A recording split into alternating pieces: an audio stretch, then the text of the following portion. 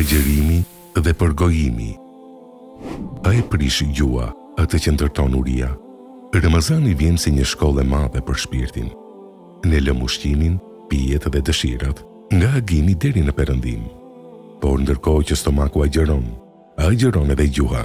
Shpesh ndodh që njeriu të përmbahet nga buka dhe uji, por jo nga fjala. Dhe këtu lind pyetja. A prishet agjerimi nëse përgojojmë dikë? A e pakson kjo vlerën e Ramazanit? Çfarë është përgojimi?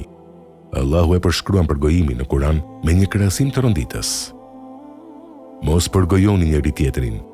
A do të dëshironte ndokush prej jush të hante mishin e vëllait të tij të vdekur? Përgojimi është të përmendesh për vëllain tënd diçka që ai nuk do ta pëlqente, edhe nëse ajo është e vërtetë. Është një mëkat i gjuhës, por plagë për zemrën. A e prish përgojimi agjerimin? Sipas shumicës së dietarëve, përgojimi nuk e prish teknikisht agjerimin në kuptimin juridik. Pra njeriu nuk ka nevojë ta përsërisë atë ditë. Por kjo nuk do të thotë se agjerimi mbetet i plot. Profeti Muhamedi alayhis salam ka thënë: kush nuk lë fjalën e keqe dhe veprimin sipas saj, Allahu nuk ka nevojë që ai të lërë ushqimin dhe pijen. Ky hadith është i fortë në mesazh.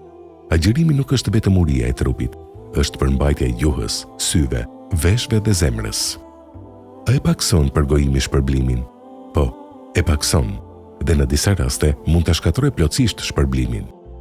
Disa dietarë të hershëm thoshin: përgojimi e ha shpërblimin ashtu si zjarri e ha drurin.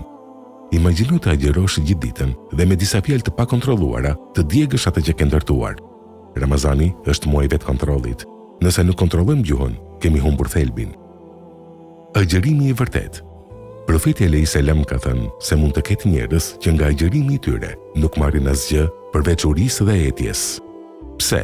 Sepse ata nuk u përmbajtën nga mëkatet.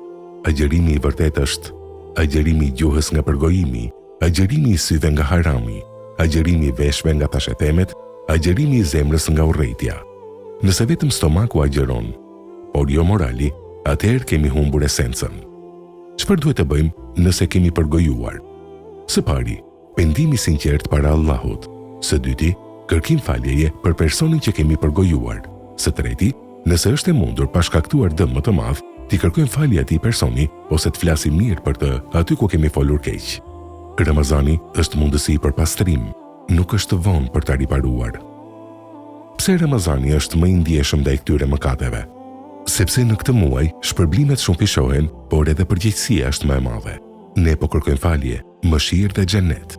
Si mund ta kërkojmë mëshirën e Allahut ndërkohë që lëndojmë robrit e tij me gjuhë? Mos e lejo gjuhën të shkatërrojë atë që barku po ndërton.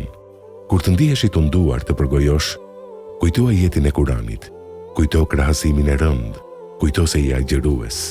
Nëse dikush të provokon thuaj, unë jam agjerues. Le të jetë Ramazani muaj heshtjes së dobishme, muaj fjalës së mirë, muaj zemrës së pastër në vepra, jo vetëm në pretendim. Sepse agjerimi nuk është vetëm të mos hash, është të mos lëndosh. Dhe ai që ruan gjuhën në Ramazan, ka ruajtur shpërblimin e tij deri në perëndim, dhe ndoshta deri në ditën kur do të takohet me Zotin e tij.